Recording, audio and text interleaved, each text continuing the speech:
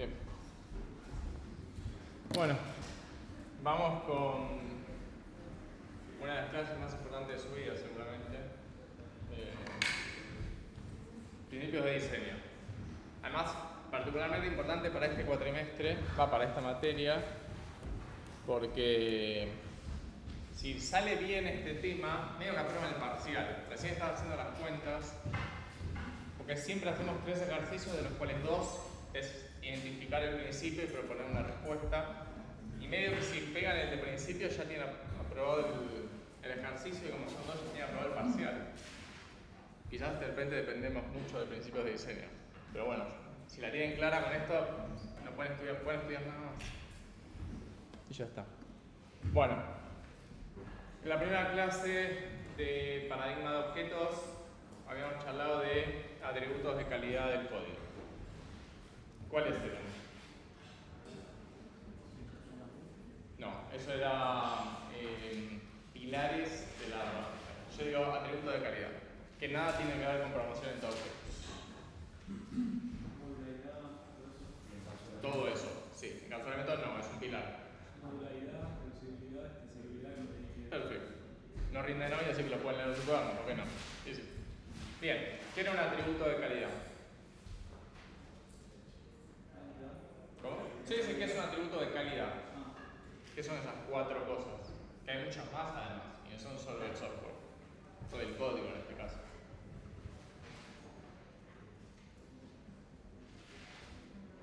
O sea, que justamente que tenga atributos de calidad son atributos que hacen que tenga mejor codiado, que sea. Claro, sí, eso es para el código. Pero un atributo de calidad en general mide la calidad del código. O sea, si un atributo es más alto es que tiene más calidad, ¿no?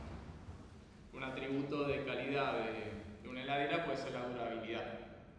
Si dura, cuanto más dure, seguramente sea mejor. Es un atributo, no significa que sea el único, ¿sí? Pero bueno, es un atributo de calidad. Entonces así vamos a comparar el software. En algoritmos 2 nos hacían escribir la notación O así para comparar algoritmos. Bueno, cuando crecemos y nos hacemos más grandes, dejamos de comparar complejidad, aunque sigue siendo válido, ¿sí? Y sigue siendo útil, sino que pasamos a comparar directamente atributos de calidad, que es como un nivel superior. ¿Sí? ¿Cómo comparamos que 2 códigos son iguales? ¿Sí? ¿Cómo comparamos 2 códigos que son iguales? ¿Cuál es mejor? ¿Cuál es el que tiene que quedar? ¿Cuál es el que entregamos en el examen, en el TP? Tengo 2 opciones, se me ocurren 2 opciones. ¿Cuál es mejor? Bueno, para eso tenemos los atributos de calidad, que si yo examino mi código con esas lupas, mediante esos atributos, puedo decir, bueno, entrego este y no este. Igual que cuando van a comprar una computadora. Miran diferentes atributos y eligen una sobre otra por los atributos. Bueno, el código va a ser exactamente lo mismo. Entonces el truco, podríamos deducir que todo se reduce a que nuestro código cumpla sus atributos de calidad o sean altos. Entonces la pregunta es, ¿cómo logramos eso? ¿Cómo logramos que nuestro código sea extensible, modular, etcétera? Bueno, hay un montón de libros escritos sobre eso, ninguno de esos tiene razón. Porque no existe esa forma. ¿Sí? ¿Qué es lo que viene a decirnos los libros? Bueno, nos viene a hablar de principios de diseño, en realidad. Que no van a ser más que reglas o ayudas para ayudarnos a llegar a esos atributos de calidad. ¿Sí? Ken Beck, ahí está, va a decir que no es que hay que ser un gran programador, o no es un gran programador, sino que es un programador regular o bueno, pero con buenos hábitos. ¿Sí? Y bueno, acá hay una cita del código pirata, de Pirata del Caribe, que como todos sabemos, el código pirata no es más que una guía, si no son reglas a seguir estrictamente. De hecho, de eso se trata la película. Ya no se puede spoilear Pirata del Caribe, ya pasó a muchos años. Entonces, los principios de diseño no es más que esto, sino van a ser reglas que tenemos que hacer, ¿sí? No es que los tenemos que cumplir todo el tiempo y si viola un principio estamos mal, pero sí es una buena guía, ¿sí? Y son hábitos que vamos a incorporar. ¿Sí? Acá lo pone a simular serie de reglas y recomendaciones. Acá vamos a ver algunos principios de diseño, existen muchos más. ¿Por qué? Porque como habíamos charlado ya en la primera clase, los principios de diseño no vinieron escritos en piedra, ¿sí? Nadie los encontró en la naturaleza, sino que los escribieron personas. Entonces nosotros podemos estar de acuerdo, en desacuerdo con esos principios, podemos tener los nuestros, podemos seguir algunos y otros no. De eso se tratan los libros, justamente. ¿Sí? Y bueno, si seguimos los principios, vamos a estar un poquito más cerca de conseguir un código más limpio, comprensible y fácil de mantener, que es uno de los objetivos que queremos. ¿Sí? Tiene que ver con la extensibilidad y la escalabilidad. Pero no es necesario seguir todos los principios, ¿sí? Está fuertemente recomendado. Este es muy importante para leer. Bueno, son reglas, ¿sí? Pueden ser difíciles de generar una herramienta que obliguen a seguir esos principios. Sí, ahora vamos a entender un poquito por qué, pero son cosas, hay algunas que son muy fáciles de ver a simple vista y hay otras que no. Por eso es difícil generar herramientas. ¿Por qué lo ponemos así? Porque hay otro tipo, no relacionados a los principios de diseño, pero otros tipos de atributos relacionados al código que sí se pueden tener herramientas. Si alguno trabaja o ya cursó alguna de esas materias que le ponen un lintern, tipo esas herramientas que te analizan el código de forma estática y te dicen tipo está mal indentado, por ejemplo, o te hacen seguir una serie de reglas, bueno, no vamos a hablar de eso. Bueno, los principios de diseño nosotros nos vamos a enfocar principalmente en la programación orientada a objetos, ¿sí? Muchos de ellos son más allá de los objetos, salvo los principios SOLID, que vienen la semana que viene, esos sí son enfocados en los objetos. Esto sirve para cualquier tipo de desarrollo, ¿sí? Es fundamental y bueno, nos van a ayudar a tomar decisiones. Y hay que tenerlos en cuenta desde el inicio del proyecto hasta el final. No es que es algo que participa en una etapa del desarrollo, sino que lo tenemos que tener en cuenta en todo momento. Es como un librito que tenemos que tener al lado. Antes de ir con el primero, esto no estaba en las diapositivas, pero yo lo quería agregar, que también los principios de diseño muchas veces nos sirven como un lenguaje entre programadores, ¿sí? Ustedes saben, porque ya les corrigieron un montón de veces en algoritmos 1 y 2, que repetir código está mal, ¿sí? ¿Por qué está mal repetir código? ¿Vos qué dijiste que sí? Sí, porque a la vista es ilegible. No, elegible es. Redundante seguro. ¿Qué es lo más importante en no repetir código? ¿Cómo? ¿Qué tiempo? El codiagrama. Oye, discutible, copiar y pegar es rapidísimo.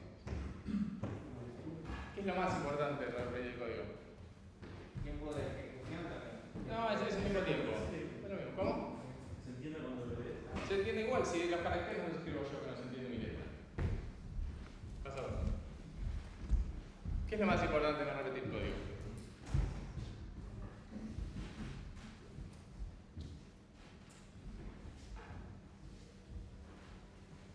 Terrible. No les corregí yo, no los dos. Si cambia el código, que va a cambiar, pero tienen que cambiar en más de lugar. ¿Sí? Y no es algo que va en los años. Cuando hacen el TP, el algoritmo 2 y copian y pegan, y está mal ese código, tienen que acordarse, corregirlo también donde copiaron y pegaron. Si no, van a tener el error en el otro lado. ¿Sí? Esa es la base. Después sí, obviamente es un código mucho más simple, más elegante, seguro. Sí, queda hermoso, es verdad. Queda más funcional, además. En general es más lento. Bueno, igual no iba a eso. El punto es que, ahora que todos estamos al tanto de por qué no hay que repetir código, si ustedes están en el laburo o están haciendo el TP con su grupo, y uno le marca a otro, tipo, che, estás duplicando código, no tenemos que parar a explicar por qué está mal duplicar código. A lo sumo podemos explicar o definir si en este caso está permitido o no, pero los dos sabemos de lo que estamos hablando, ¿sí? Entonces, cuando yo digo los principios de diseño es un lenguaje, nos sirven para esto. Por ejemplo, vamos a arrancar con TDA, parece, sí. Tell don't ask, Decino preguntas es el favorito de ustedes, de los alumnos. Ahora vamos a ver qué significa esto, pero si yo en un PR le digo a otro, che, estás violando TDA, no tengo que explicarle al otro por qué no hay que hacer esto. El otro ya lo sabe. A lo sumo, de vuelta, podemos discutir, quizás no está violando TDA, quizás es necesario, no hay otra forma, lo que sea, pero ese lenguaje, o sea, nos esquipiamos la parte que yo le tengo que decir por qué para mí esto está mal. Los dos sabemos que esto es un principio que no hay que violar. ¿Sí? Lo mismo va a pasar en la arquitectura, que es otra materia, con los patrones, ¿sí? No tenemos que decir de vuelta, ¿por qué está mal esto? ¿Por qué está mal duplicar el código? Tipo, ya lo sabemos todos, avanzamos, esa era la etapa, lo salteamos. Bueno, de si no preguntes, básicamente lo que nos va a decir es que un objeto siempre debería decirle a otro qué hacer en lugar de preguntarle y tomar una acción respecto a la respuesta a esa pregunta. Esto, ¿qué es lo que no hay que hacer? Preguntarle a un objeto su estado para hacer una acción relacionada a ese estado. ¿Sí? Directamente decirle qué es lo que tiene que hacer. Ahora vamos a ver un ejemplo. Acá les dejé el link porque de vuelta, acá está el escrito. De vuelta, esto no está escrito en piedra. Hubo diferentes autores que lo fueron proponiendo. ¿Sí? Por ejemplo, uno de los libros clásicos de todo esto es Clean Code, de Fowler. ¿Qué es lo que es Fowler? Que es mal, fue el link como donde se propuso. Quizá ustedes esto le puso una porquería y está todo bien. No pasa nada. Por ejemplo, nosotros tenemos una clase monitor y y el main. El monitor lo que tiene es un límite, una temperatura. Se puede obtener el límite, se puede setear la temperatura y se puede obtener la temperatura. Y en el main lo que se hace es, bueno, se crea un monitor, si no lo ven, igual lo tienen en el drive, pero se los digo, se crea el monitor, se setea la temperatura y hay un if que dice monitor.getLimite, si es menor a la temperatura, o sea, si se pasó la temperatura al límite, lanzar una excepción, límite de temperatura alcanzada. Básicamente estamos haciendo lo que nos decía que no hagamos. Justo es con negro. Pero estamos preguntando un estado, ¿sí? Al monitor, y haciendo una acción en base a esa respuesta. ¿Sí? Si en cambio,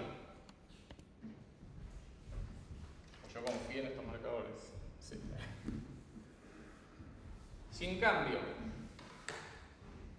el monitor, yo le seteo la temperatura nada más, y en el setear la temperatura se fija que no se haya pasado el límite, fíjense que ya no estoy consultando el estado, sino que directamente le digo, seteate la temperatura, bueno, y este sabrá lo que tiene que hacer. ¿Sí? ¿Por qué es importante hacer esto? Vuelvo a este código. La clase monitor tiene dos atributos, obtener un atributo, setear otro atributo, obtener el mismo atributo. ¿Qué problema tiene esta clase? Más allá de violar TVA.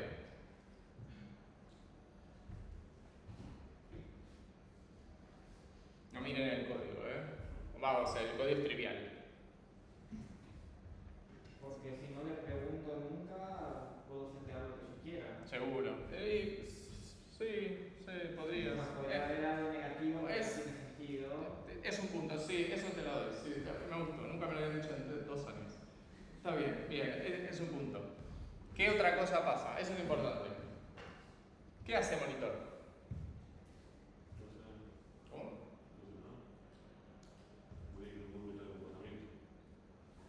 ¿Cómo se llaman esas clases? No, de hecho no. Ojo con eso. Abstracta de hecho puede tener comportamiento. Todavía no lo vimos, lo mencionó Nacho me parece. ¿Sí? Las clases que no tienen comportamiento van a ser clases que se llaman anémicas. ¿Sí? Porque no tienen comportamiento. ¿Sí? Le falta hierro. En este caso no tienen comportamiento. ¿Cómo yo lo veo? Porque solo tienen getters y setters. Cuando nosotros miramos comportamiento, obtener una variable y setearla no es comportamiento.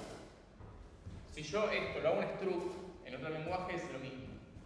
Y esas clases es algo que nosotros no queremos. ¿Sí? Todas las otras clases deberían tener comportamiento. Por eso me gustó el de que podías tener un estoy válido. Cuando nosotros nos damos cuenta que, no hace falta que nos demos cuenta que es anónimo, aunque es muy fácil de ver, pero vemos que viola TDA, lo arreglamos y pasó a tener comportamiento. No es que ahora es la clase con más comportamiento que haya existido, ¿no? No es la clase más jugosa, pero tiene mucho más comportamiento que antes. Antes no hacía nada, ahora tiene el control de la temperatura del monitor. Es la responsable en el diagrama que la temperatura no pase del límite. Suena mucho más cheto, que ahora tiene una responsabilidad enorme.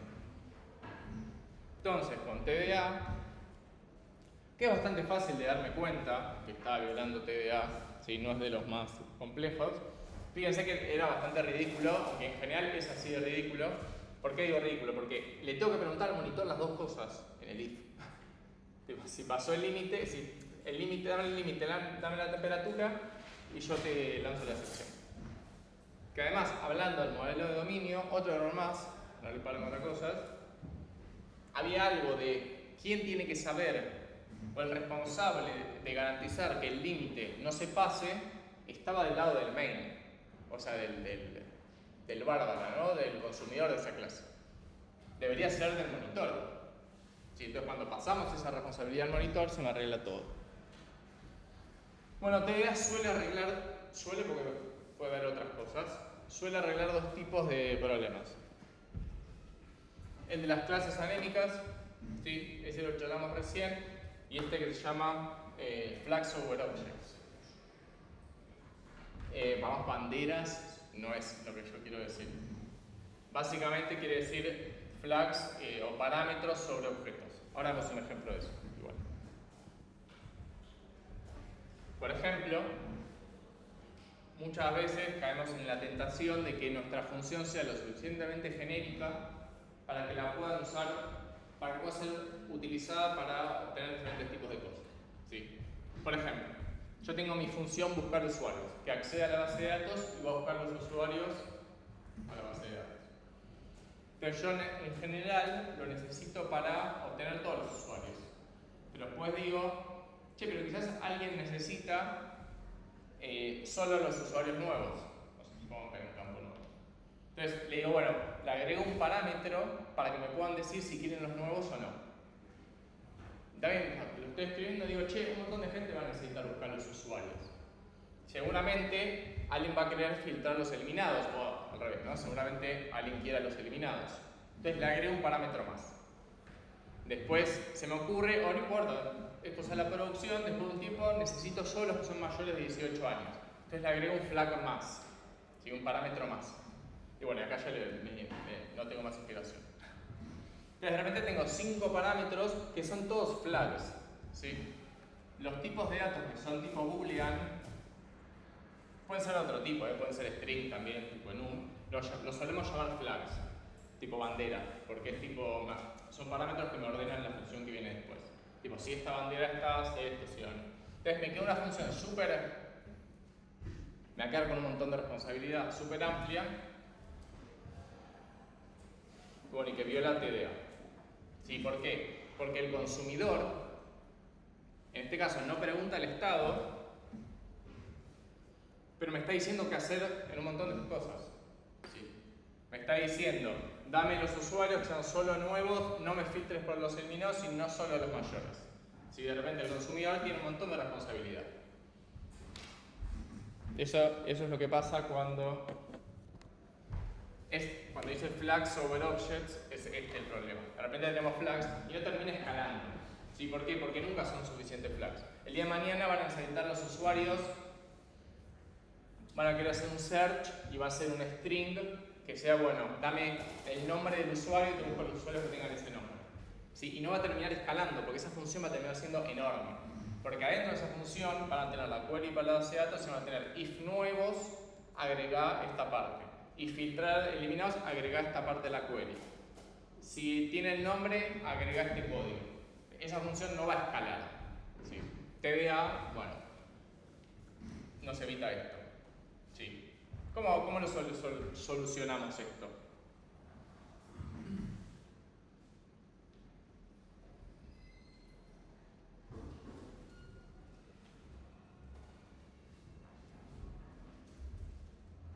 Vamos a la clase de esta. ¿Qué soluciones tenemos? Le tomamos esto en el examen y decimos tipo, arreglenlo. ¿Qué hacen? O sea, ¿qué rango saqueamos? ¿A eso te refieres? Sí. No sé si quedaría mal, pero... ¿Qué idea tenés? Métodos, o sea, hacer muchos métodos para cada... El nombre ya estaba acá.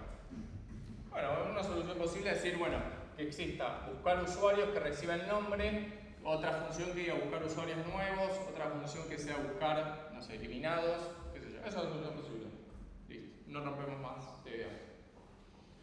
Cuidado después con la repetición de código, pero eso lo hacemos fácil con funciones auxiliares. Esa es la solución posible. Sí. En general, arreglar los principios, cuando queramos un principio, no suele ser muy difícil. Soy como honesto. No es que hay que ser muy brillante.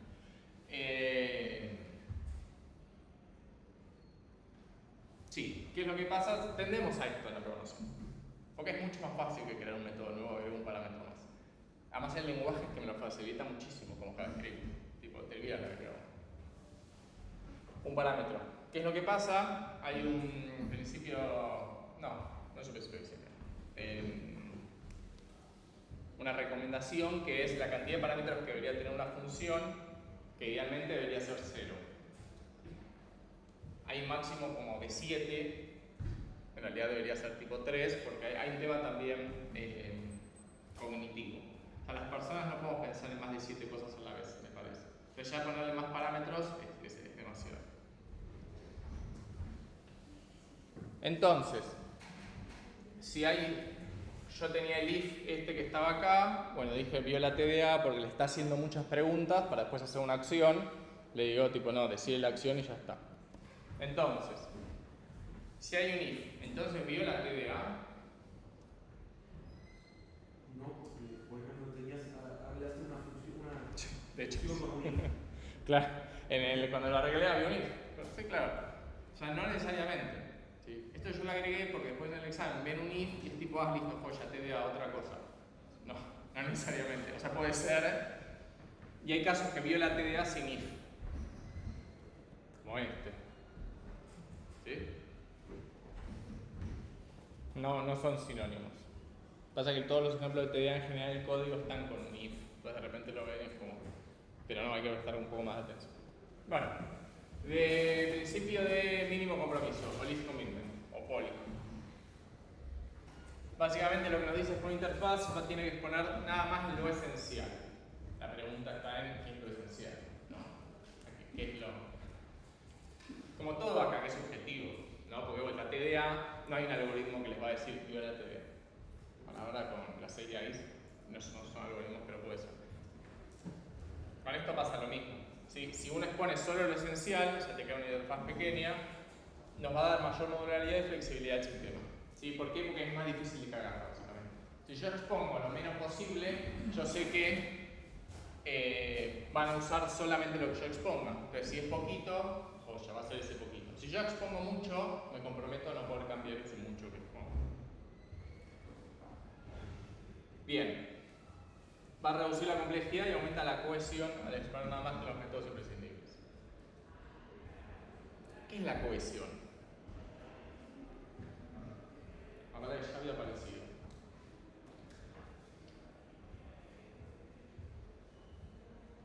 Palabra difícil.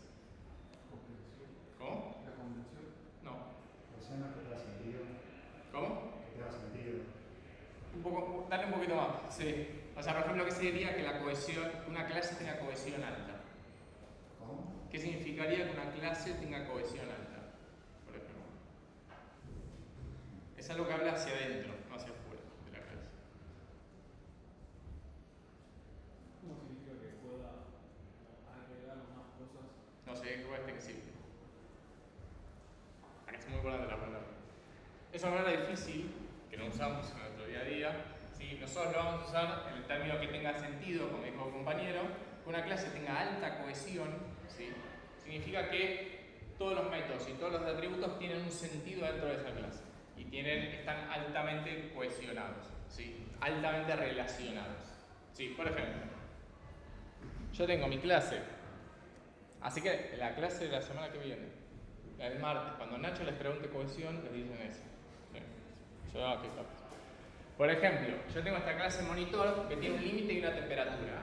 Bueno, y tiene métodos obtener y setear de todo eso, límite y temperatura.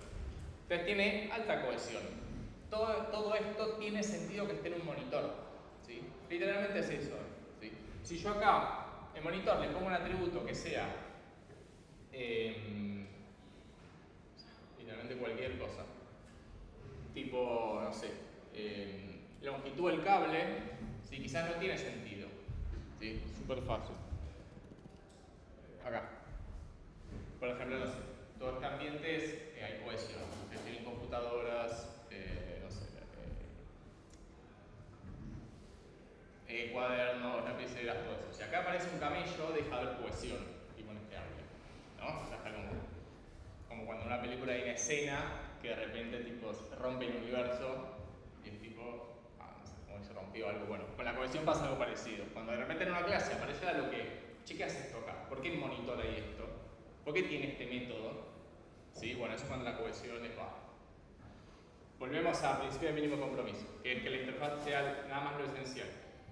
Que además tiene como un corolario que dice que cada clase debería usar la interfaz más pequeña que pueda. Por ejemplo, si tenemos una clase cartulina que expone métodos pintar, doblar y reciclar, 3, y tiene una interfaz reciclable, que si bien yo no les conté, son todos expertos en interfaces, que expone nada más reciclar, entonces un reciclador, una clase de reciclador, lo que tiene que hacer es recibir reciclables, ¿sí? En lugar de cartulinas. Tiene que usar la interfaz más pequeña que le sirva, ¿sí? Que en este caso es reciclable. ¿Por qué? ¿Por qué debería usar reciclables en lugar de cartulina? Porque las cartulinas pueden hacer muchas más cosas que algo que sea reciclable. Seguro. ¿Y cuál es el problema con eso? Que tiene más sentido reciclar algo reciclable que una cartulina. Está bien, pero ¿por qué está bien? Tiene sentido, pero ¿qué problema puedo tener a futuro? ¿Es más específico? ¿Cómo? Es Es más específico, seguro, pero ¿qué problema puedo tener? O sea, todo lo que dijeron está bien, es como la justificación de por qué hay que hacer eso. Pero ¿qué es lo que malo que me puede pasar si no? Cumpla una de las. Que otra cosa que cumpla una de los. Que tenga unos metros por fuera un solo. No usa metros. Ustedes, por supuesto, cuando van al tacho verde a dejar las cosas reciclables. ¿Hay solo cartulinas? No creo que reciclen cartulinas. ¿Pero hay solo cartulinas? No, hay otras cosas. Botella, papel, cartón, lo que sea. Cada uno de ellos, la botella, va a tener otros métodos. ¿Sí? Entonces, si mi clase de reciclador recibe cartulinas, no puedo hacer que recicle otras cosas que cartulinas. ¿Por qué? Porque yo lo puse de forma muy específica, entonces solo recicla cartulinas. En cambio, si yo le pongo una interfaz reciclable que recicle reciclables, el día de mañana hay una clase botella que también implementa reciclable y el reciclador la recicla. Dije un montón de veces reciclar. Pero se entiende, ¿no? Esto me deja en el futuro agregar un montón más de clases que mientras implementen reciclable, el reciclador las toma. Y ya está. Y quizás esta clase ni la toco. Entonces mi sistema de todas estas clases que solo recicla cartulinas, el día de mañana tengo que agregar botellas, mientras yo hago que tenga el método de reciclar para que implemente reciclable, quizás no tengo que tocar nada. Es súper extensible ese código, porque agregar una botella no me implicó tocar otras clases. ¿Sí? Es cuando hablamos que sea más que crezca, ¿sí? Que pueda agregarle funcionalidad. ¿Sí? ¿Se ve esto? ¿Por qué es necesario esto? Bien, seguimos. Tenemos un montón más hoy. Mínimo asombro. Básicamente lo que tiene que decir es que el código tiene que asombrarnos lo menos posible. ¿Sí? Eso es todo lo que nos va a pedir. ¿Qué significa esto? O dicho de una forma mucho mejor, es que una abstracción capture todo el comportamiento de un objeto y no contenga sorpresas ni efectos secundarios que vayan más allá del alcance de la abstracción. ¿Sí? Básicamente, que el componente, que el atributo, que el método en general de la clase haga lo que yo esperaría que haga. Obviamente la clave está en lo que yo esperaría que haga. Porque justamente lo que buscamos es que el diseño sea más intuitivo y más fácil de entender. ¿Sí? Eso es lo que vamos a ver con el principio de mínimo asombro. ¿Sí? Obviamente, si nuestro código es simple, fácil de entender, ¿sí? No asombra, va a ser mucho más mantenible, ¿sí? Bueno, y va a escalar mejor, pero más que nada mantenible. Porque ante cualquier cambio, cualquiera puede venir y lo entiende fácil. ¿Sí? Si de repente empezamos, acá algo muy bueno, nunca lo puse. Si de repente nuestro código no hace lo que uno esperaría, bueno, puede ser que sea más difícil después de mantener porque uno tiene que sentarse más tiempo y decir, ¿qué mierda está haciendo esto? O sea, ¿por qué hace esto? En cambio, si la clase de obtener usuarios devuelve usuarios, tiene sentido. En cambio, si la clase de obtener usuarios en realidad devuelve los usuarios con las materias, ¿ya? Bueno, además de que hay baja cohesión, está haciendo algo que yo no esperaría. En todo caso debería llamarse obtener usuarios y materias, que también está mal, porque un método no puede tener la Y, o sea, no puede tener algo y algo, porque implica que hace más de una cosa, y viene otro principio de diseño que ahora vemos. Pero bueno, no importa. Acá hay un ejemplo, ¿parece? Sí. Que es sobre el mínimo asombro. A ver si lo podemos mostrar.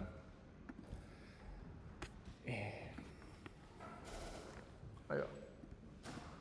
Que yo lo voy a mostrar con JavaScript, pero es anecdótico, porque esto de mínimo asombro no habla solo de las clases, sino de todo en particular, y yo les voy a mostrar cómo un lenguaje viola este principio. Ahí se ve, ¿no? Lo voy a poner más grande. Esto es la interactiva del playground de Node, como existe el de Python, el de Go. Bueno, por ejemplo, si ustedes escriben type of 4, ¿qué me debería devolver? Para ustedes. Porque esto es de vuelta, es lo que ustedes piensan que debería pasar. Mínimo asombro. Bien. Acá se llama number. Bien, joya, devuelve lo que tiene que devolver. ¿Qué pasa si le pongo así para que no les spoilee? Si yo le pongo así, ¿qué debería devolver? No, es number. Si yo les pongo ahora... lo pongo mal. Ahí va. Así. ¿Qué debería devolver? O sea, yo no le pongo la F porque si no me lo spoilea abajo. O sea, estoy restando foo. Sí, claro. Es un number, por supuesto. Y hay un tipo de dato que es cuando ustedes dividen por 0 o hacen algo así raro, que es tipo not a number. ¿Qué tipo de dato debería ser este? Number o none, o sea, null, no el que corresponda, es lo mismo. Bueno, no es number, o sea, not a number es number. Esto cuando hablamos de que no es intuitivo, ¿sí? Esto no cumple el mínimo asombro, porque hace lo que quiere, o sea, lo que alguien programó, ¿no? Obviamente, pero digo, no es lo que uno esperaría. Ahora vamos con... así. Esto es como en JavaScript, yo le metí, hay unos videos que se llaman tipo... sobre JavaScript, que es, nada, juega con todo esto. Por ejemplo, está la librería Max. ¿Sí? Perdón, la librería math, como cualquier lenguaje, jugamos con el método math. ¿Sí? O sea, ¿cuál es el max? Por ejemplo, entre 3 y 0, ven que me lo spoilea, devuelve 3. ¿No? Lógico, lo que uno esperaría. Bueno. El max, y esto es porque es JavaScript, el max entre 3 y llaves. Esto sería tipo un diccionario. Tipo entre 3 y un diccionario vacío. ¿Cuál es el máximo? Para ustedes. Esto es totalmente válido en JavaScript. 3. No tiene number. Que uno diga, bueno, tiene un sentido. Tipo, bueno, me pasaste un número a lo que no era número, no sé qué hacer, te devuelvo not a number. ¿No? Bueno, listo, joya. ¿Qué pasa si en lugar de un array ahora en lugar de un diccionario hay un array? ¿Qué devuelve? O sea, debería devolver not a number. Tipo, no, 3. Es obvio. No lo entendieron todavía. O sea, ¿por qué con una llave me vuelve una cosa y con un array otra cosa? ¿Qué pasa si le paso true? ¿Qué devuelve? Acá ya es tirar los dados, ¿no? Sí, claro que es 3. Y si le paso false, esta no la probé. Debería, menos mal, pues si no ya era un nivel. ¿Qué pasa si le paso un string? Sí, claro. Y si le paso el máximo entre... Bueno, cambio el número. -1 y null. ¿Cuál? ¿Por qué 0? ¿Sí? Era... al final hace lo que debe hacer, técnicamente. Pensé como que null era 0. A ver... Y es que debe ser eso, sí. Sí, todo tiene una razón, obviamente. Sí, lo debe asumir así. ¿Y qué pasa? JavaScript tiene otro tipo de dato que no es null, es undefined. O sea, undefined es literalmente no definido y null es un valor concreto. Es null. Es difícil, pero no importa. Bueno, si null era 0, undefined ¿cuál es? No. Sí, claro. No. Ah, pues se veía. Ah, lo puse mal. Igual le pegaste. Me parece. Ahí va. Bien. Entonces, esto es cuando habla de mínimo asombro. Esto, que el código haga lo que uno esperaría que haga. Es literalmente eso, que una función devuelva lo que uno esperaría que devuelva si se llama de esta forma. Que una variable contenga lo que diga. ¿Sí? Si una variable se llama usuarios, debería tener usuarios. No debería tener cantidad de usuarios, sino se debería llamar cantidad de usuarios. ¿Sí? De todo eso habla. Principio muy, yo siempre le digo como muy soft, o sea, muy fácil. Que también es discutible igual, ¿no? Bueno, de mínimo conocimiento, o POL, ¿sí? Esto se pone un poquito más matemático, pero sale, es trivial. Básicamente nos dice que un método f de una clase C solo debe invocar métodos de su misma clase, ¿sí? O sea, métodos hermanos, qué sé yo. Los objetos que son atributos de C, pero bueno, si estoy dentro de C, un método puede usar los atributos de su misma clase, puede usar los métodos. Los objetos que recibe f como argumentos, eso está todo bien. Y los objetos que se crean en f, se instancian. Esos son los únicos métodos que puede llamar, ¿sí? ¿Cuál es el objetivo de esto? Bueno, que el código conozca muy poco o nada del código de otro, ¿sí? Si no cumple esto, va a conocer cosas de más. ¿Por qué queremos evitar que conozca cosas de más? Y nos restringimos a solo cosas de su propia clase o cosas que vienen por parámetros o cosas que crea. ¿Cómo? Para no enterarnos. ¿Para? Para no enterar por accidente. Por ejemplo. Bueno, sí. A veces es más portable, en el sentido, o sea, pienso que da la privada, en el sentido de que vos no querés tener cosas afuera, porque puedes predecir que va a ser afuera. Sí. O dependés, porque como se usa una variable global, después dependés que siempre existe la variable global. Bueno, va un poco por ese lado, justamente cuando vos, hay una keyword muy importante, pero cuando vos más te acoples a otros códigos, ¿sí? Uses otros códigos, más dependés que esos códigos funcionen. Fue súper genérico, ¿no? Horrible, como códigos. Pero cuanto más te acoples a una variable global o a métodos que no son de acá, dependés que esos métodos funcionen bien y no cambien. Cuanto menos usemos métodos de otros, ¿sí? Más seguros estamos nosotros. Cuanto menos dependamos, si alguien lo rompe, no nos rompe a nosotros. Ese es el objetivo. ¿Y cómo me doy cuenta que viola el principio del mínimo conocimiento? Además de acordarme esto, que es súper fácil, hay una regla más fácil, que es A.B.C. Básicamente, lo que nos dice es que no se deberían invocar los métodos de un objeto retornado por otros métodos. ¿Sí? Esto también sale de Clean Code. Básicamente que si A conoce a B, o sea, llama a un método de B, y B llama un método de C, A es un conocido, B es un conocido para A, y C es un extraño para A. Entonces, A puede mandar mensajes a B, pero A no puede mandar a C. ¿Sí? Acá es como un amigo es un extraño, medio filosófico, no sé, piénsenlo. Básicamente, ¿qué es lo que no pueden hacer? Esto es súper mega común en el TP2. Ustedes están en A y llaman a B, al método B, y hacen .C. O lo mismo, o yo le digo A.B.C. A conoce a B, está todo bien porque B es un atributo, no sé si lo pasan por parámetro, joya es conocido. C no era nada de todo eso. Entonces, si ustedes llaman a B que devuelve C, ¿sí? Ustedes no pueden invocar métodos de C.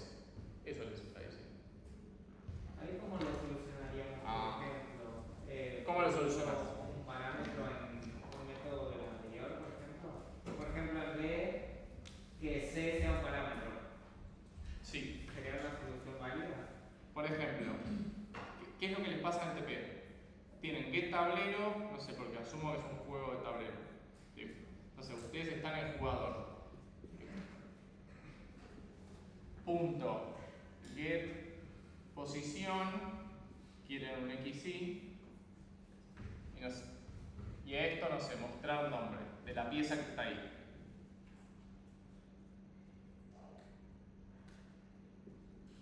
Entonces, el tablero, ustedes lo conocen, tienen la posición, esto está bien. Ahora, lo que devuelve esto, ustedes le están llamando una función.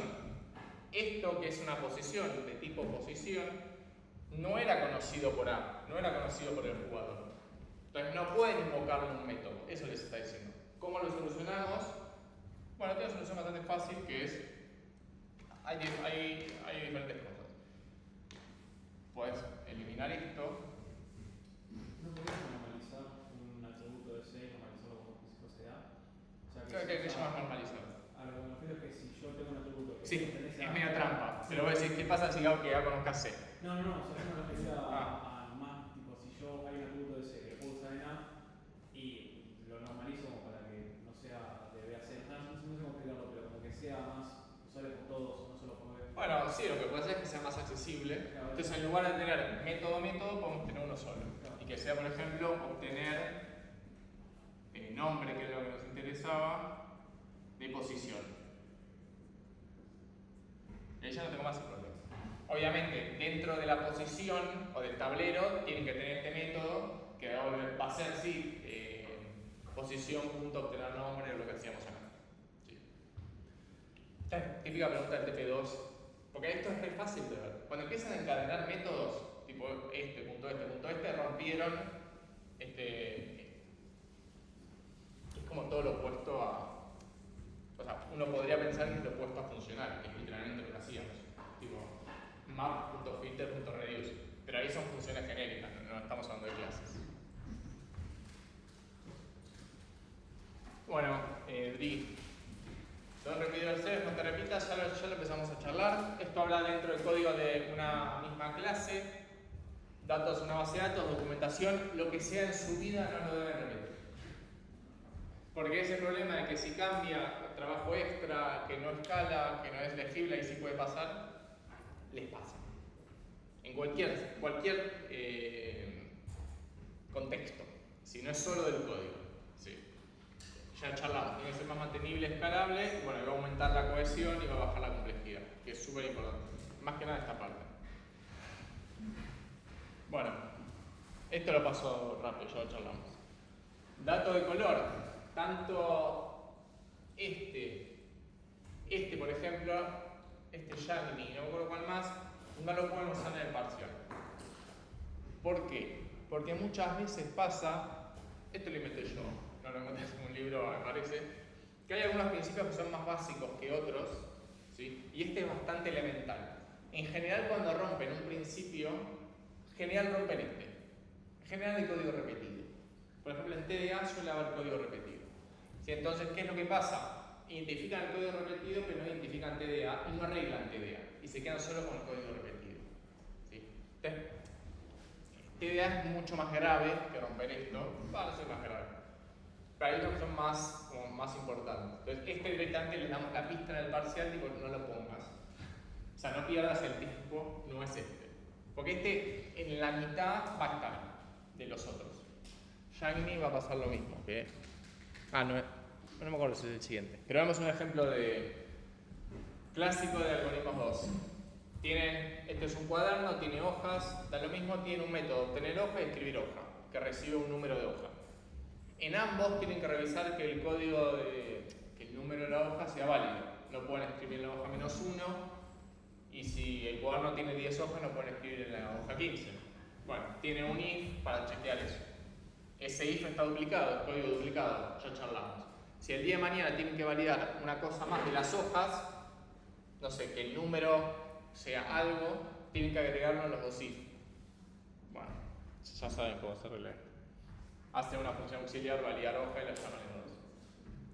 Nada. ¿Por qué yo digo de algoritmos 2? Porque este es el error más común cuando hacen el vector dinámico. Tipo que tiene una posición y tienen que validar que esa posición sea válida. Bueno, avanzamos. Ahora sí.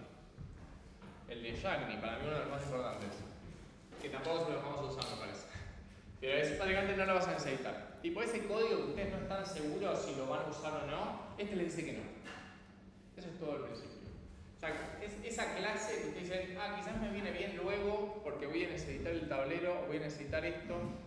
Esto te dice no lo hagas. Quizás no necesitas, cuando lo necesites hacerlo. No lo hagas para prevenir. ¿Sí? Lo que vamos a hacer es evitar código que podría llegar a ser útil en el futuro. Si es útil ahora, es útil ahora. Lo tengo que hacer. ¿Sí? Te dice, nunca agregues funcionalidad, métodos, módulos, lo que sea, salvo que sea necesario. ¿Sí? Como aplico. No, menos es más, no necesariamente, pero solo lo necesario. Acá les dice que, ¿por qué? Porque agregar código, sea cual sea, aumenta la complejidad, inherentemente, siempre. No hay forma de que no. Porque si hay más texto, es más complejo el sistema. Punto. Si es más complejo, es menos mantenible. ¿Sí? Esto, ¿no? La idea es no saquemos flexibilidad o escalabilidad, sino simplemente no agregar código de antemano. ¿Sí? Entonces, uno podría concluir básicamente esto, ¿no? Uno quiere disminuir la complejidad, que no haya complejidad, que sea fácil de entender, de leer. ¿Sí? Para que sea más fácil de hacer cambios, para que yo lo pueda tocar de manera más simple. ¿Sí? Entonces, la conclusión es, porque esto es como no sé si hacen física 2, pero es como la entropía, la complejidad del código solo aumenta. Salvo que yo me siente a disminuirla y tenga alguna idea, solo aumenta, porque cada línea que agrego lo aumenta la complejidad. ¿Sí? Y si eso no queda claro, lo vemos. Entonces uno no debería programar. Porque si todo aumenta la complejidad, bueno, por eso nosotros programamos, buscamos hacerlo de la forma más simple y más chica posible. Simple y chica, no solo chica, simple, ¿sí? Y más escalable para evitar aumentar la complejidad. ¿Sí? Y a lo que nos juntamos a discutir con los arquitectos sobre la arquitectura del sistema es cómo hacerlo de la mejor manera. Y esa mejor manera es de la forma más simple posible. ¿Sí? Escalable, que recta, qué sé yo. Que nunca discutimos ese algoritmo. Bueno, básicamente, acá les dejo como un ejemplo del libro. ¿Qué es eso? En general cuando ustedes desarrollan y están metidos, están así como en una sesión de programación profunda, tipo, voy a hacer mi clase que resuelve todos los problemas, tipo, y voy a hacer un montón de métodos. Si tengo que hacer una calculadora que tengo que hacerla ahora y que sume y que reste, ya que estoy la creo que divide y multiplique porque seguro que es útil. ¿Sí? Esto te dice no lo hagas. ¿Sí? ¿Por qué no hay que hacerlo? Aumenta la complejidad. Eso es una cosa. Pero ¿qué otras cosas más malas puede tener esto? Hacer cosas que quizás no necesito.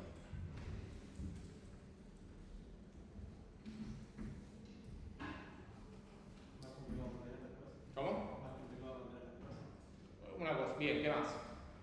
Y te va a llevar demasiado tiempo con algo que no te vas a ver. Te lleva tiempo correrlo, dijiste vos. Y hacerlo, ¿no? Hacerlo. Bien, perfecto. Te lleva tiempo hacerlo, ¿no? Podés generar conflictos en el futuro, pero hiciste algo que depende de una cosa que... Aumentaste la complejidad. Entonces, agregar algo puede colisionarte con eso. Sí. Claro, iba a agregarte algo que no era necesario, que dependía de lo necesario, modificar lo necesario porque importante y que no lo que estás usando. Sí, puede no ser compatible y tengas que replantear y decir, che, no me es compatible con este código o con esta funcionalidad, pero esta funcionalidad nunca la tenía que hacer. Entonces, realmente estás un problema que nunca tenías que haber tenido. Bien. O sea, súper fácil. Ustedes, no sé, esto termina a 9:30. Hoy tenemos los parciales, que son un poquito más tarde. Llegan a su casa a 10:30, 11, y no sé, seguramente quieran cenar y se dormir porque solo depende de esta materia. Si mientras van a cenar se distraen y hacen otra cosa, ¿sí? No sé, si viven solos seguramente siempre hay algo para hacer. Que si no lo tienen que hacer en ese momento, ahora van a cenar más tarde y dormirse más tarde por algo que igual no tienen que hacer en ese momento, quizás lo podrían hacer mañana. Esto no implica que podemos dejar de hacer nuestras cosas en nuestra vida que no necesitamos en este preciso momento. Pero bueno, lo que nos dice Fowler nos da estos ejemplos, ¿sí? Que bueno, tiene diferentes costos. ¿Sí? Uno es el costo de construcción, ¿sí? Que es el que decías vos, tipo, tiene un costo hacerlo. El costo de reparación en el caso que haya un bug, o que sea incompatible con algo en el futuro, ¿sí? O sea, cambios que yo tengo que hacer o problemas que puedo tener que tengo que arreglar porque agregué esto que antes no existían.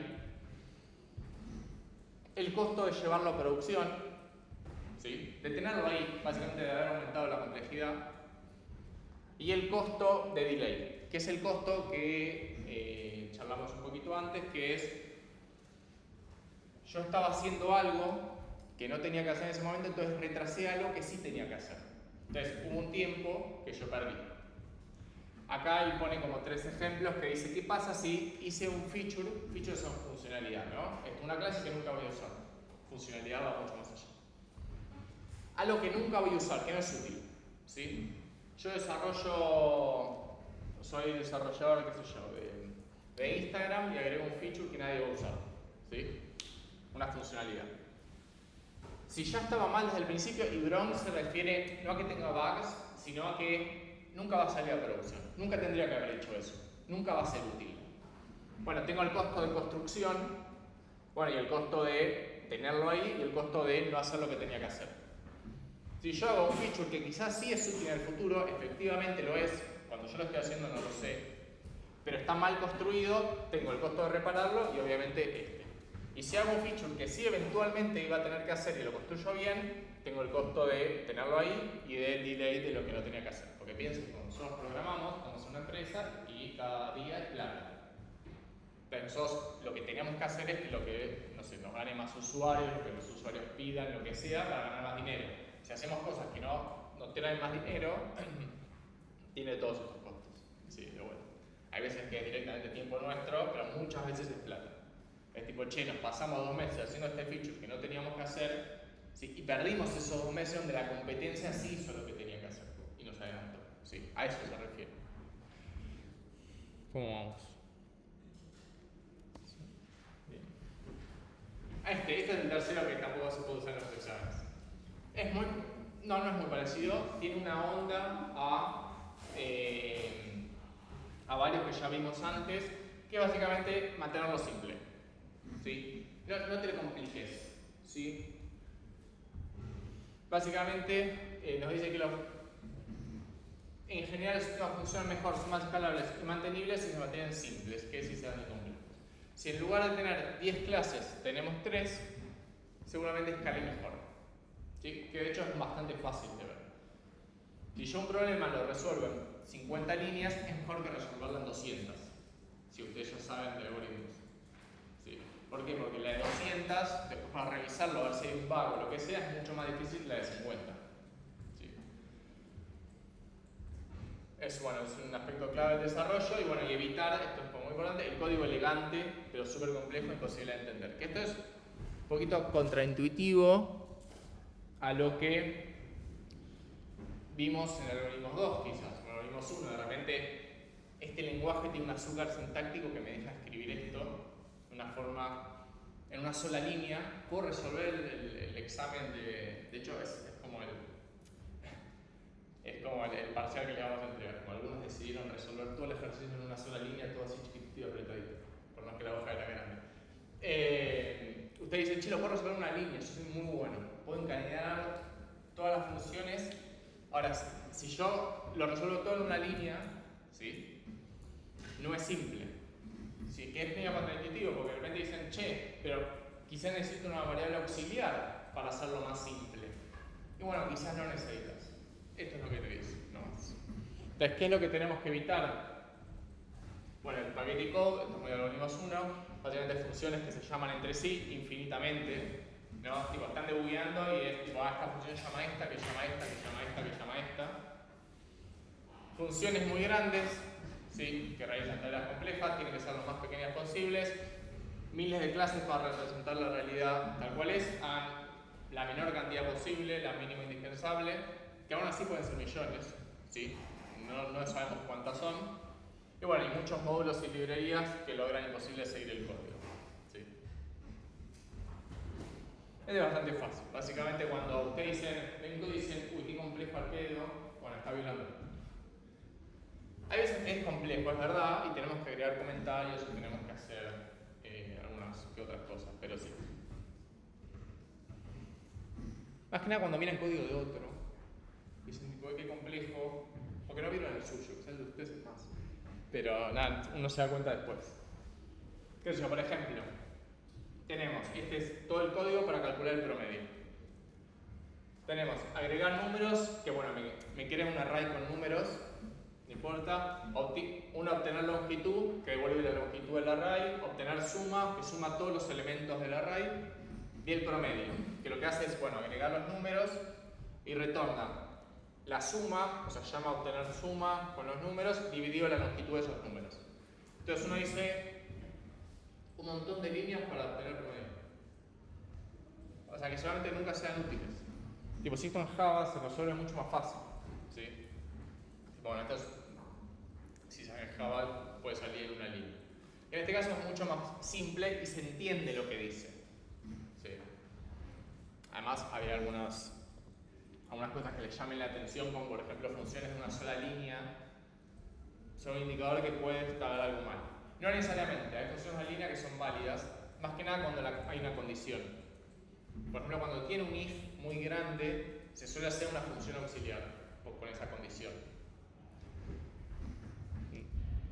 Pero bueno, pasamos rápido, este es bastante fácil. Dependencias explícitas, quizás el más violado, el que de hecho nosotros en TP casi ni lo miramos. Lo que nos dice es que propone que los métodos y las clases deben requerir explícitamente cualquier objeto de colaboración que necesiten para funcionar y no implícitamente. Básicamente, cualquier dependencia que tenga nuestra clase debería ser pasada por parámetro para que sea de forma explícita. ¿Sí? Bueno, acá lo dice, es explícita a través de los parámetros o con el constructor. En general es con el constructor.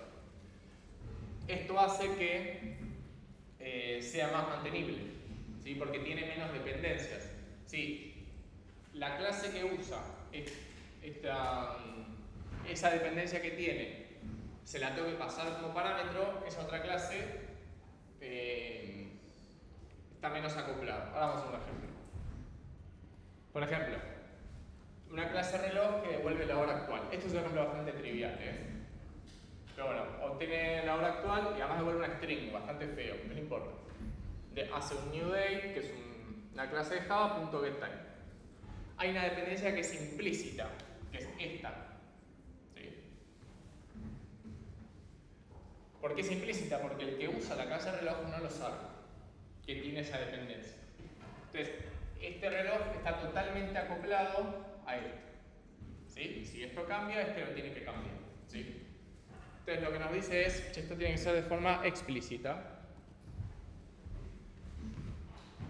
Que es, che, vos pasame el date, un servicio del tiempo, una interfaz seguro, y este devuelve el servicio del tiempo.getTime.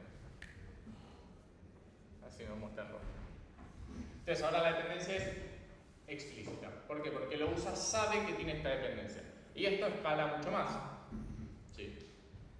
Sí, es imposible hacer esto. No, es medio anecdótico. Es como que no me gusta hacer eso. No vas a decir por qué estaría mal. Porque siento que después donde tengo que instanciar, por ejemplo, en el trabajo, si instancias varias cosas, termina teniendo un choclo terrible de código porque no tengo 50 imports o lo que sea. No, pues ese también tiene dependencias. A ese también tiene que cumplir esto. No, pero claro, yo creo que el reloj en una clase, ¿no? Por ejemplo, el Sí. que usa el reloj y que usa 50 clases más. Y yo tengo que instanciar todo ahí y a la vez también tengo que arriba hacer 5 imports diferentes de lo que sea. Sí. Sí. Por eso este es el más violado y de hecho en realidad no lo miramos. De hecho tampoco lo tomamos. Yo ni lo consideraría parcial. ¿Por qué? Porque tiene ese problema. A ver, esto hace esto mucho más escalable. Me parece que no está en la próxima diapositiva. No, bien. ¿Por qué? Porque ahora depende del servicio del tiempo. Joya. Que esto es súper útil para casos en general de librerías, donde yo quiero decirle la librería que tiene que usar. ¿Sí? Por ejemplo, una función que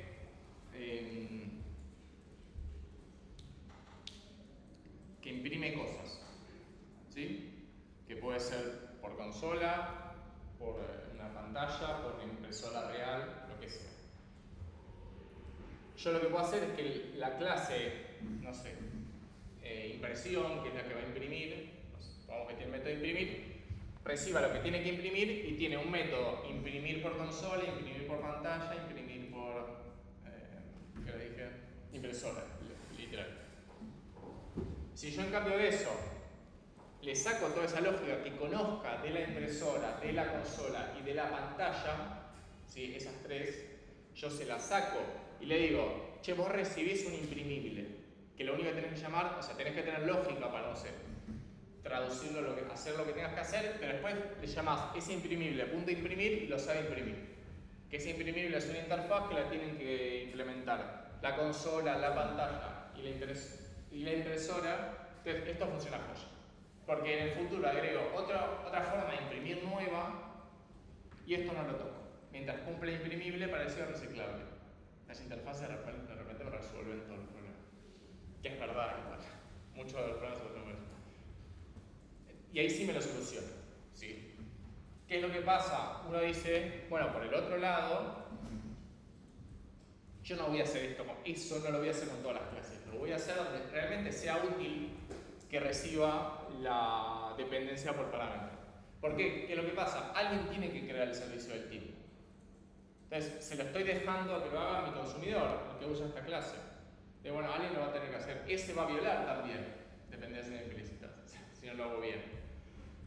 Por eso es el más violado en general. Porque se van a tener import array list, por ejemplo, para manejar listas. No van a pasar eso entre todos lados por parámetros. Bueno, vamos con siguiente. Principio de optimización prematura. Sí. Eso es por ejemplo para el date lo hubiese hecho. ¿Para? Para lo de date lo hubiese hecho. Lo hubiese. Para date, y no, para mí no. No, para mí no vale la pena. Porque date es súper estándar de Java. Sí. Igual tiene sentido, porque yo como te lo pregunté, me estaba eso de no tiene más sentido si es algo que vos implementas una interfaz y ahí se le puede pasar cualquiera genérica. Sí, o en realidad cuando la librería ya es lo suficientemente customizable esto. Che, esta librería puede imprimir cualquier tipo de cosas. Entonces, bueno, yo le paso la librería, le paso la clase de imprimir. Impresora, digo. A eso va. Sí, porque si usas date, por ejemplo, y le pasas date, los métodos de esto tenés que Sí, date es muy estándar. Tipo, no creo que nadie quiera usar otra. Bueno, acá hay un principio que no lee código. No vamos a ver un ejemplo de código, pero lo que nos dice es no hay que hacer la refactorización del código hasta que no funciona completamente. ¿Sí? Eso es todo. Esto evita la optimización temprana. Lo que va a decir NAT o NUT, no me puse de acuerdo todavía con Nacho, es que el problema real de los programadores es que gastan demasiado tiempo preocupados por la eficiencia en los lugares equivocados en los momentos equivocados. Que la optimización prematura, y atención con prematura, es la raíz de todo, o de la mayoría, todo mal de la programación. Sí. Ojo con la palabra prematura, no quiere decir que no hay que refactorizar, sino que hay que hacerlo en el momento correcto. ¿Sí? ¿Qué es refactorizar? Ajustar el código de otra manera para que sea mejor. Por algún atributo de calidad que el que sea mejor. Se me ocurrió una forma de hacerlo en lugar de 10 líneas en 5, que es más simple. Listo, refactorizo. No cambia el comportamiento, ¿no? Clave del refactor. Bueno, la refactorización en general es recomendada. Lo que te dice es no pierdas el tiempo haciendo que tu código sea mejor si no terminaste de hacer el TP. ¿Qué es lo que yo les dije la semana pasada? Cuando les dije háganlo andar y después háganlo mejor, bueno, es esto. ¿Sí? O sea, primero probamos y después nos hagamos por nota. ¿No puede ser parte problemático que tratamos de que sea lo esté haciendo muy complejo para solucionar? Sí, seguramente, pero los otros principios también existen mientras tanto. Solamente lo que te dice es no pierdas tiempo en la gilada. Después lo ajustas. ¿Qué nos pasa mucho? Bueno, acá dice que se optimice el tiempo dedicado a lo que requiere el lugar de optimizaciones prematuras. ¿Sí? Porque además la refactorización también puede introducir nuevos errores, por supuesto. ¿Qué es lo que pasa en esta materia? El TP2 que... Bueno, no sé cómo hacer esto últimamente, pero hay veces que es por consola, pero hay veces que lo dejamos hacer que tenga una pantalla, que sea visual. Entonces de repente tiene, no sé, no me acuerdo, fue el cuatri pasado fue el ajedrez. fue Yu-Gi-Oh, fue carta de Yu-Gi-Oh. Entonces, había una pantalla inicial de iniciar juego que tienen que poner su nombre y después juegan a las cartas. Joya. Entonces, de repente prendo el TP, la pantalla inicial es espectacular. Música, videos, espectacular. Ingreso los nombres, qué sé yo, pongo play, desastroso el juego. O sea, no lo puedo ni jugar. Entonces yo digo, ¿qué pasó? Si no pasa que el que hizo la pantalla laburó bien y el resto. Entonces, claro, perdieron un montón de tiempo haciendo la pantalla esa, que de hecho ni me importaba, en algunas CTP. Entonces terminé desaprobando porque gastaste el tiempo en algo que no era tan importante en ese momento. Entonces, bueno, la optimización es importante, no es que no, sí, pero bueno, tiene que ser en el momento adecuado, nada más. Y mantener la perspectiva a largo plazo y no perderse el tiempo. Mirar la fecha de entrega del TP mientras hago las refactorizaciones, porque llego igual, ¿no? Bueno, ¿cómo estamos? Estamos yendo. Esto solía ser 3 clases. No, vaya. Bueno, separación de incumbencias, o separation of concerns. Básicamente, esto habla más de módulos, más que de clases, ¿sí? Conjunto de clases. Nos dicen que cada módulo debería tener una incumbencia distinta de las otras y debería ser única. ¿Sí? Por ejemplo, tenemos nuestro sistema que no es solo clases sueltas, sino que tenemos lógica de negocio, interfaz visual, conexión a servicios externos como puede ser la base de datos o lo que sea. Bueno, todos estos son incumbencias suficientemente diferentes o responsabilidades, si quieren entenderlo de otra forma, como para que se estén en módulos diferentes. ¿Sí? Entonces vamos a tener el módulo lógica de negocio, que va a tener todas las clases relacionadas al negocio. Si estoy haciendo el juego de cartas de Yu-Gi-Oh, voy a tener la clase carta, la clase tablero, la clase jugador, ¿no? Las clases relacionadas al negocio. ¿Sí? Con el negocio obviamente no se refiere a un kiosco, sino a los conceptos del juego, del modelo. Vamos a tener la clase, el módulo de interfaz visual, que va a tener todo lo relacionado a mostrar algo por pantalla. Nada de mostrar algo por pantalla va a estar acá. Nadie de acá va a saber mostrar por pantalla. Voy a tener un módulo con conexión a servicios externos. Por ejemplo, si mi juego se juega online, voy a tener alguien que me maneje las conexiones. ¿Sí? No sé cómo lo voy a hacer.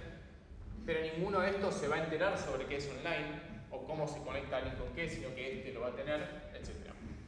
¿Para qué hacemos esto? Súper simple, para que si yo tengo que cambiar lógica del juego, no tenga que tocar la interfaz visual o la conexión a servicios externos. ¿Sí? Cambiar un módulo no debería tocar otros, afectar a otros. Bueno, obviamente tiene que ser un código mucho más modular y más fácil de mantener. Y bueno, un corolario es que la persona que está haciendo el módulo se reparte en el TP, se puede enfocar en hacer ese módulo, se enfoca en hacer solo lógica de negocio, no tiene que pensar en cómo se monta. Acá hay un ejemplo de separación de incumbencias. ¿Sí? Entonces, tenemos que evitar que las capas del sistema se mezclen, estos módulos se toquen básicamente, que haya cosas del modelo en dos módulos diferentes, es algo que no queremos, ahí es cuando se pisan. Una clase iceberg, o sea, una clase que tiene todo adentro, o un golden hammer, ¿sí? Que es básicamente una clase que me resuelve todo, un módulo que me resuelve todo. ¿Sí? Bueno, unos principios más importantes, y en mi opinión al menos más fácil de mantener. Si uno lo tiene claro más o menos qué tiene que hacer cada módulo, sabe dónde meter su clase. ¿Sí? Esto, y cada módulo podrían ser personas diferentes que lo hacen, inclusive diferentes equipos en diferentes partes del mundo. ¿Sí? Mira, se pongan de acuerdo con la interfaz, sale.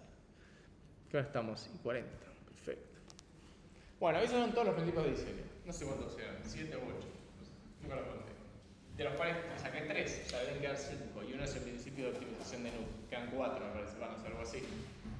Siempre les pedimos que identifiquen qué código se está violando, qué principio se está violando en un código.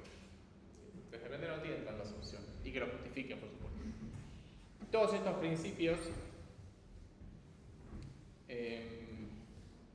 están documentados, están en los libros, tienen nombre y apellido. Luego de los principios, un escalón más abajo, tenemos las buenas prácticas. Los principios en general nadie los va a discutir. ¿Sí? Nadie les va a decir, no, para mí separación de incumbencia está mal. Para mí se puede violar sin problema. Jamás imaginé tener una discusión. Pero nadie nunca les va a decir eso. Luego, un escalón más abajo, un poco más flexibles, tenemos las buenas prácticas. ¿Sí? O prácticas deseables, como uno quiera. Y muchas de estas cosas solamente ya las vieron y le van a pasar una estupidez. Va a decir, lo importante es que sea N log N. Lo importante es que funcione rápido, que tenga pocas clases.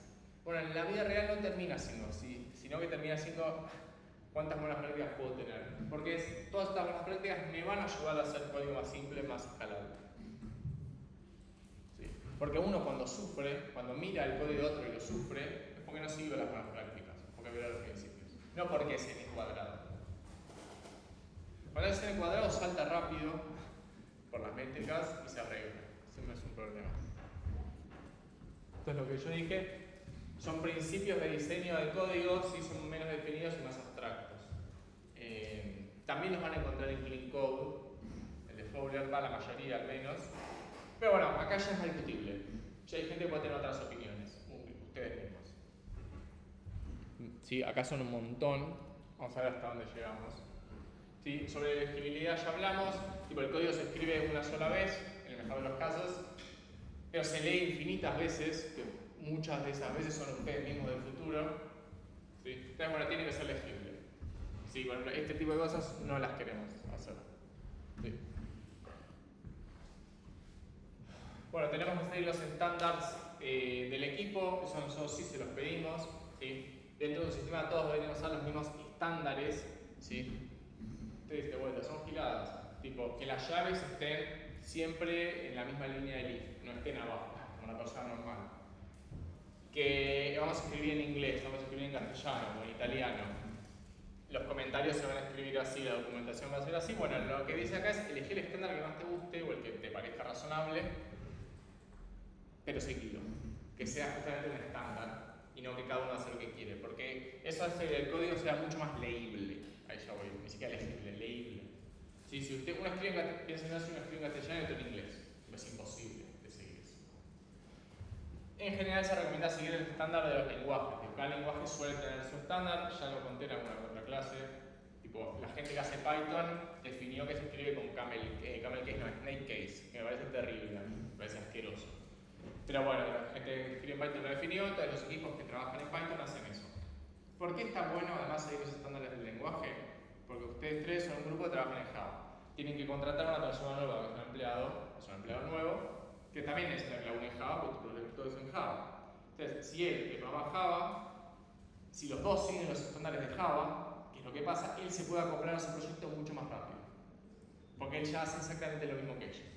¿Sí?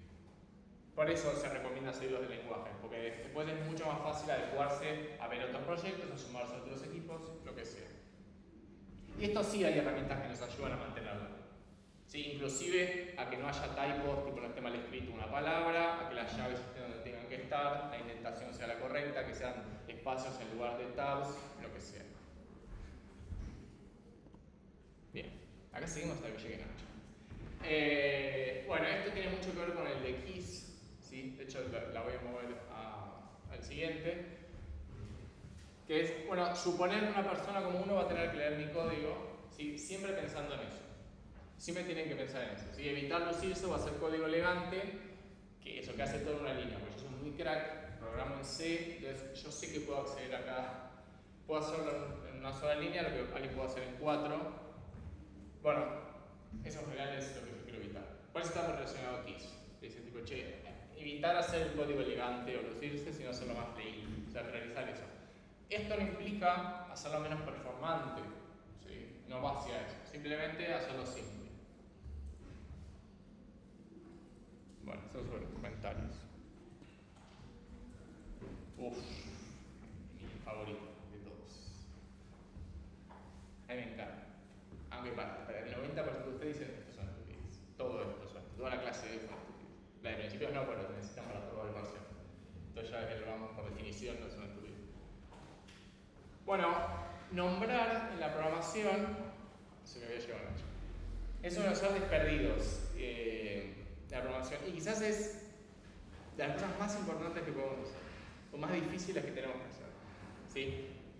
¿Por qué? Porque si en general yo no puedo ponerle un nombre, a una variable, a una función, a una clase, a un módulo, a un programa, a lo que sea, eso es un indicador de que seguramente eso no tenga que existir. Eso sí pasa mucho en la vida real, en el TP. ¿Sí? Tipo, che, quiero hacer mi método que hace esto y esto.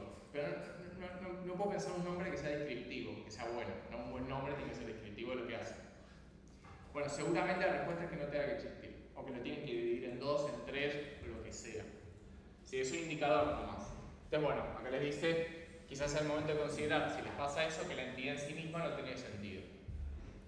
Y acá Carlton tiene unas frases más usadas por mí mismo en la oficina, que es que dice, hay solamente dos cosas muy difíciles en la programación. Una es invalidar calles, problema de arquitectura, problema de ustedes del futuro, y nombrar cosas. Sí, nombrar cosas es muy difícil. Mucho más difícil de lo que uno pensaría. De hecho, hay reuniones para nombrar cosas, porque eso es muy importante. Porque si yo nombro algo, el cliente lo va a tener que usar así, con el nombre que yo le pongo, y no lo puedo cambiar después. Sigo. Más sobrenombres. Me puse muy creativo. Bueno, medio obvio evitar ser intuitivo. Por ejemplo, len tiene que ser el largo de la entidad, de la que sea, o sea, de la que esté llamando, o -1 si no se encontró, por ejemplo. Esto está muy relacionado al de no mínimo asombro, obviamente. Que sean legibles en alguno de todos los idiomas que existen en el mundo, todos deberían ser los mismos, tienen que ser descriptivo y que muestren lo que contiene en lugar de su tipo. Es un error bastante común. Tipo, poner tipo dict usuarios, porque es el diccionario de usuarios. Tipo, no, usuarios. O sea, el tipo de la variable no se me lo da el ID, ya lo sabemos todos. Entonces, acá les dice usuarios en lugar de la regla de usuarios. Peso en kilogramos es mejor que peso. Fundamental. Porque cuando estés viendo el código y dice peso. ¿En qué unidad está? Pasa mucho con las fechas. ¿Qué time son más? ¿Es UTC? ¿Es Buenos Aires? ¿O es Pacific Time? Que se llama así. Por eso si yo le pongo la unidad, en este caso en kilogramos, es mucho más legible. ¿Por qué? Porque ustedes en el futuro van a tener que debuguear este código y dicen, quizás el problema es que el peso está en la unidad incorrecta. Si en el nombre ya te dice kilogramos, pueden saber si es incorrecto o no. Si no, tienen que debuguear, darle play, a ver qué valor tiene peso, etc. Bueno, y no usan números, tipo usuario 1 está desalentado. Bueno, hay algunas excepciones que sí se les deja tipo poner nombres poco descriptivos, tipo num, cant, max, min, ik, etc. Cuando ponen for i de 0 hasta la longitud, está bien, tipo eso apunta. Bueno, expresiones booleanas que se lean siempre como en verdaderas. ¿Sí? O sea, no poner no existe usuario, sino existe usuario. Ahí me gustan mucho los nombres. Acá hablábamos de nombres de variables, hablamos de nombres de funciones que describan lo que hace y no cómo. Súper importante para que sea escalable. ¿Sí? ¿Por qué? Porque ustedes tienen diferentes clases, diferentes métodos.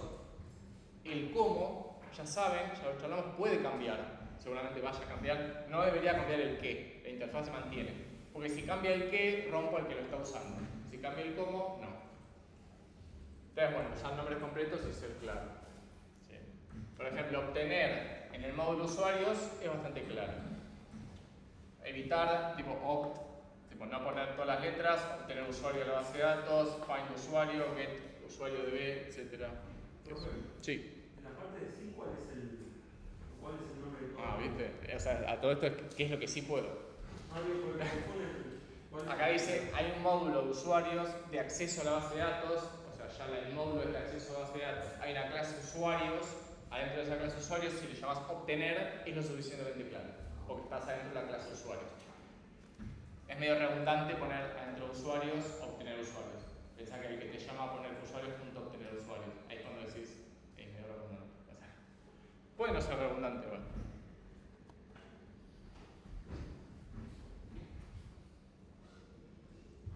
Esto es polémico. Pero bueno, sobre los métodos y la legibilidad, tratar de que no dependa del orden de ejecución, si en caso contrario documentarlo. Y bueno, ojo con la recursividad, ¿sí? Que en general está buenísimo, es súper elegante, a todos nos gusta, cuando lo sabemos usar. Hay veces que complica muchísimo. de seguir el código. Así que es muy difícil de seguir porque es recursivo y ahí es cuando tenemos que replantearnos si vale la pena o no. Y obviamente no se puede hacer este tipo de cosas, tipo un método que llama B y este llame A. Todo esto hace al buen programador, ¿no? Esto lo decía Martin Fowler al principio de la clase. Te dice, la suite era tan fácil como esto. No.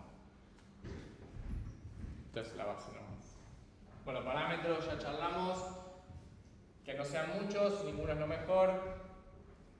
Que estén ordenados por algún criterio y mantenerlo, eso tiene algún tipo de sentido.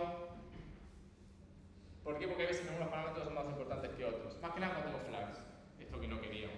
Por ejemplo, tengo el método obtener en usuarios y recibo un nombre que tiene que estar sí o sí, porque sí o sí se obtiene por nombre.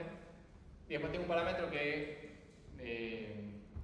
agrega a los usuarios, si yo quiero, si el parámetro está, las materias, tipo agregar materias true.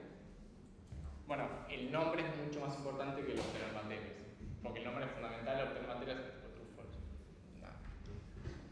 Nada muy relevante. Sí, motivos.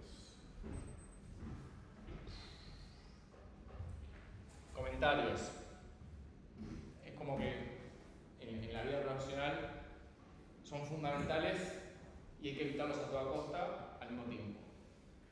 Lo que nos va a decir es, nos sirve para aclarar el código, algo que es medio confuso de entender, puedo comentarlo arriba, pero mejor es que ese código confuso ni exista. Simplificarlo para que no sea tan confuso. ¿Sí? Hay veces que se comenta alguna sentencia que puede ser poco intuitiva o controversial, por ejemplo, cuando uso alguna librería que tiene algún uso que no cumple mínimo asombro y dice tipo, che, yo lo estoy escribiendo y digo, esto se usa así porque lo leí en la documentación, pero va a venir otra persona después y va a decir, ¿qué es esto? Bueno, ahí podemos comentarlo. O documentarlo más clásico, documentar la fuente de un algoritmo, tipo, che, esto lo saqué de acá. Bueno, siempre debería tener código y nunca debería haber muchos comentarios en nuestro código. Lo que sí queremos evitar es código duplicado. Hay código comentado. Una clase clarísima. Código comentado. Nunca debería existir. ¿Por qué? ¿Cuál es la fuente más clásica de código comentado? Ustedes que son programadores expertos. Es una que lo vas a decir y vas a repetir. Exactamente. ¿Y eso qué? ¿Cuál es el problema con eso? Y que hace todo más complejo porque. Sí. ¿Qué principio viola? No. Está bien, en castellano, no sé cómo en inglés. ¿Cómo se llamaba? O sea, el código está comentado, ¿corre? Sí. ¿Corre en el compilador? No corre. Entonces no está siendo útil. ¿Hay un principio que me dice algo contra eso?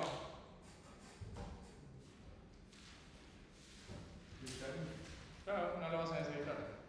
¿Por qué? Porque el código comentado, lo primero que hace es decir, che, encontré una forma, voy a hacer un refactor, encontré una forma de hacer esto más fácil, pero puedo introducir errores. Entonces voy a comentar el código y voy a hacerlo abajo, el refactor, y lo dejo así.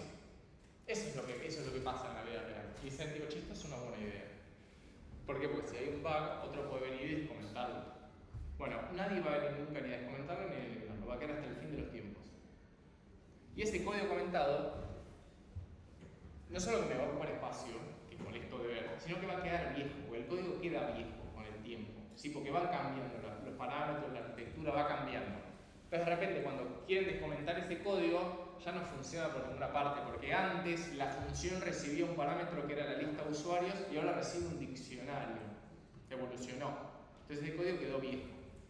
Si ustedes tienen miedo a perder código, o sea, decir, si no quiero perderlo esto, por eso lo comento, para eso está GitHub. Siempre va a quedar en la historia. Mientras tanto eliminamos el código.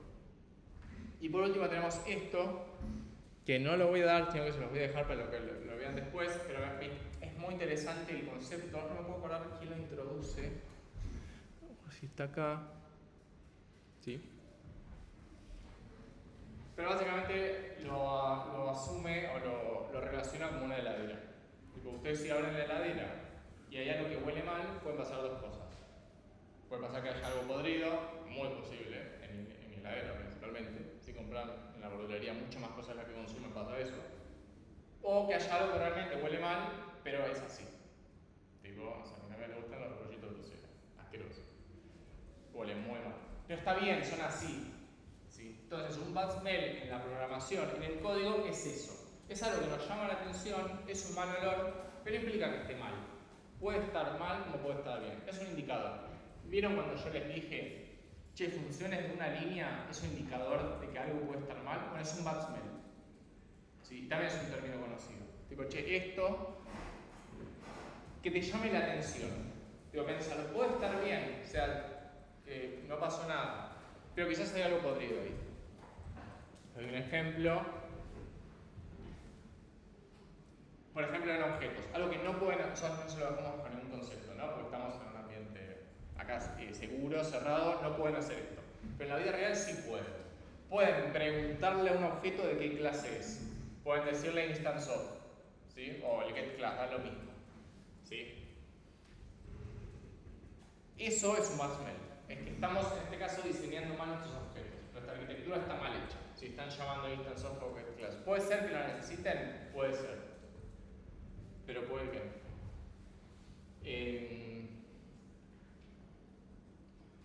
Se los dejo. Porque llegamos a las 8.